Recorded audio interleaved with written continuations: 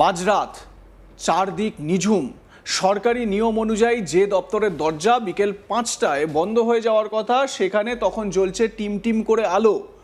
কোনো জরুরি রাষ্ট্রীয় বিপর্যয় বা জরুরি পরিষেবা দেওয়ার তাগিদ নয়, বরং একেবারে চোরের মতো অন্ধকারে পিছনের দরজা দিয়ে ভেতরে ঢুকলেন কয়েকজন প্রভাবশালী মানুষ।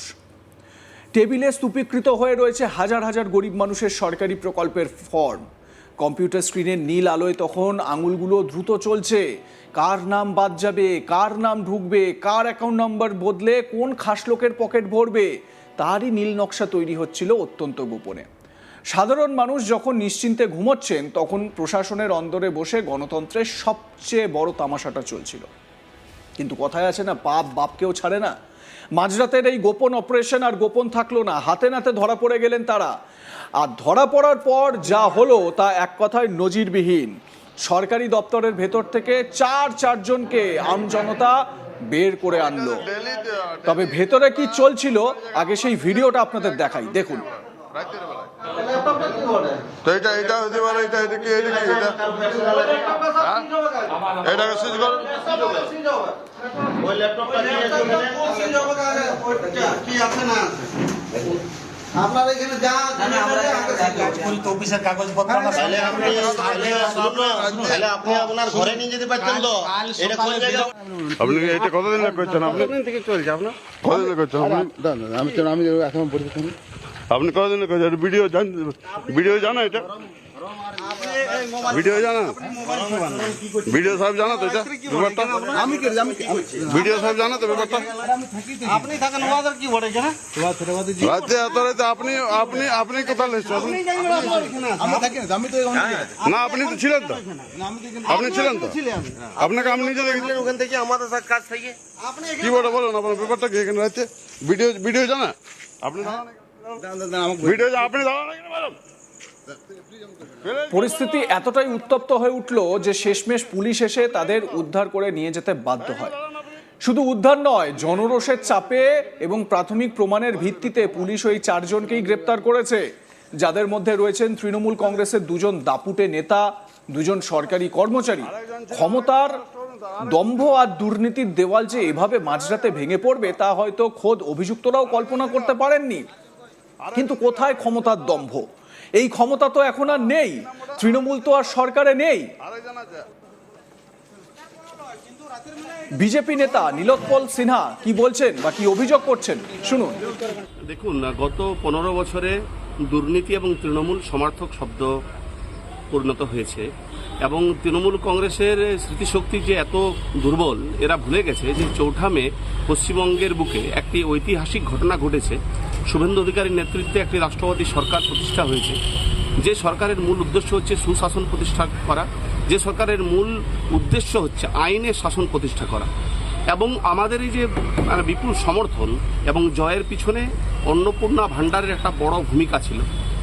গরিব মা বোনেরা চাইছিলেন তারা যাতে 3000 টাকা মাসে পান। আমরা সেটা প্রতিশ্রুতি দিয়েছিলাম, প্রতিশ্রুতি মতো আমরা শুরু করেছিলাম টাকা ডিসবার্স করা।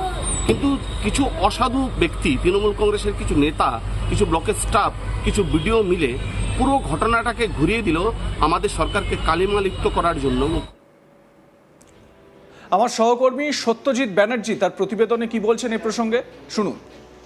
রাজ্যের বিভিন্ন মহলে ইতিমধ্যে অন্নপূর্ণা ভাণ্ডার একটি চর্চার বিষয় হয়ে দাঁড়িয়েছে এবং এই অন্নপূর্ণা ভাণ্ডার নিয়ে বিভিন্ন ব্লক সমষ্টি উন্নয়ন আধিকারিকের অফিস, কোথাও পৌরসভায় মহিলাদের বিক্ষোভ দেখা যাচ্ছে, আবার কোথাও দেখা যাচ্ছে যে বিভিন্ন স্মারকলিপি প্রদান করা হচ্ছে। অভিযোগ উঠছে এই অন্নপূর্ণা যোজনার টাকা অনেকে পায়নি, সেই নিয়ে ইতিমধ্যেই সেই খবর আমরা তুলে ধরেছি। এবার এই অন্নপূর্ণা যোজনা নিয়ে এক বিভিন্ন মহলের মতোই অন্নপূর্ণা যোজনা নিয়ে এক বিস্ফোরক অভিযোগ উঠে এলো এবং তাতে গ্রেপ্তার হলো 2 তৃণমূল নেতা।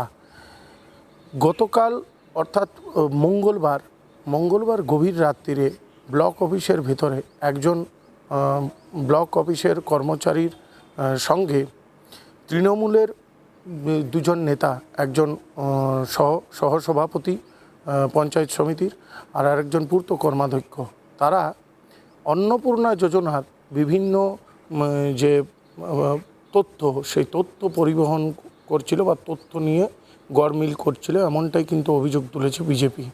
সে মধ্যরাত্রির একটি ভিডিও ভাইরাল হয়েছে পুঞ্চা ব্লকের।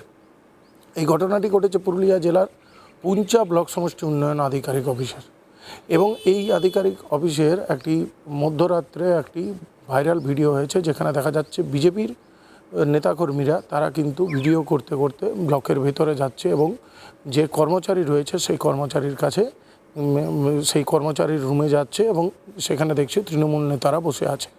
সঙ্গে ছিল পুলিশ, এবং পুলিশের কাছে তাদের দাবি যে এখানে সরকারি যে তথ্য অর্থাৎ অন্নপূর্ণা ভাণ্ডারের যে তথ্য সেই তথ্য গড়মিল করার চেষ্টা করা হচ্ছে।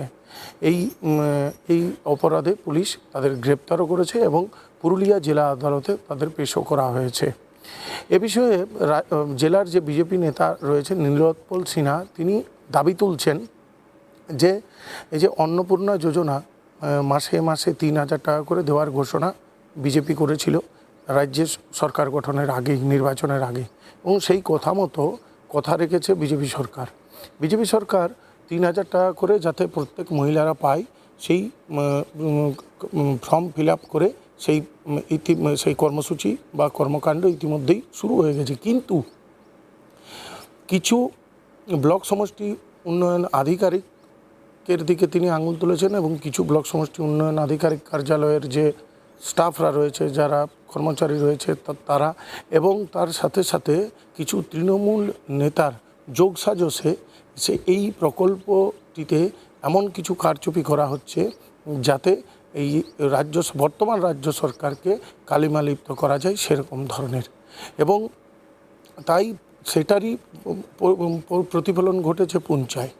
এবং সেখানে পুলিশকে ধন্যবাদ তিনি জানিয়েছেন, কারণ তৎপরতার সঙ্গে পুলিশ তার নিজের কারবাই তার নিজের কাজ করেছে, এবং যে গ্রেপ্তারি হয়েছে এবং গ্রেপ্তারের পরে আদালতে তাদেরকে পেশ করাও হয়েছে, সেটাও তিনি জানিয়েছেন। তার সঙ্গে সঙ্গে তিনি জানিয়েছেন এই যে প্রকল্প, এই প্রকল্পের দ্বারা সাধারণ যে গৃহবধূ যারা আছে সাধারণ বাড়ির, তাদের কিন্তু সুবিধার্থে এই প্রকল্প চালু করা হয়েছে।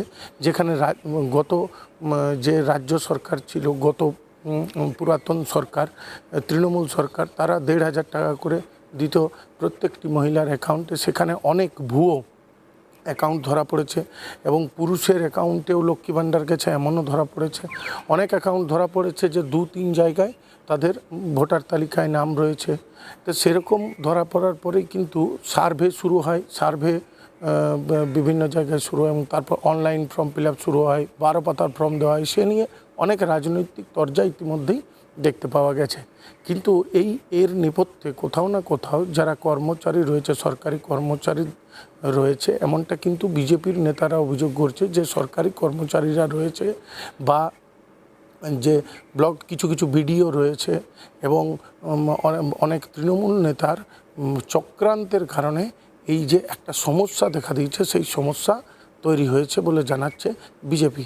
এখন দেখার যে আগামী যে 10 জুলাই যে দিন আর রয়েছে, সেদিনে আবারও কিছু প্রশাসন সূত্রে আমরা খবর পাই, আবারও কিছু অন্নপূর্ণা যোজনার যে টাকা, সেই টাকা মহিলাদের অ্যাকাউন্টে ঢুকবে। সেই 10 জুলাই পেরোবার পরে এই অন্নপূর্ণা যোজনা নিয়ে কোনো অভিযোগ বা কোনো বিক্ষোভ আগামী দিনে দেখতে পাওয়া যাচ্ছে কিনা। আপনাদের মতামতের বিষয়ে জানাতে থাকুন, দেখতে থাকুন আজ তাক বাংলা, সাবস্ক্রাইব করুন আমাদের ইউটিউব চ্যানেলটি।